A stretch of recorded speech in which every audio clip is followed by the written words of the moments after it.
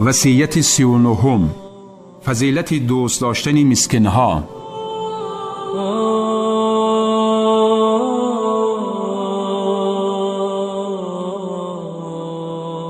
از ابوذر رضی الله تعالی عنه روایت است که دوستم پیغمبر صلی الله علیه و سلم به 7 چیز مرا وصیت نمود.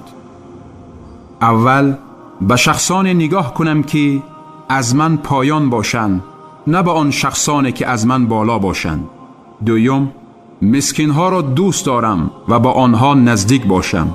سوم، به خویشان صله رحم نمایم اگرچند از من قطع نمایند و به من جفا کنند. چهارم، سخن حق را گویم اگرچند تلخ باشد.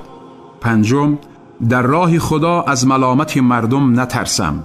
ششم، از کسی چیز طمع نکنم. هفتم، ذکر لا اله الا الله را بسیار نمایم، زیرا آن از خزینه های جنت است. روایت احمد و طبرانی.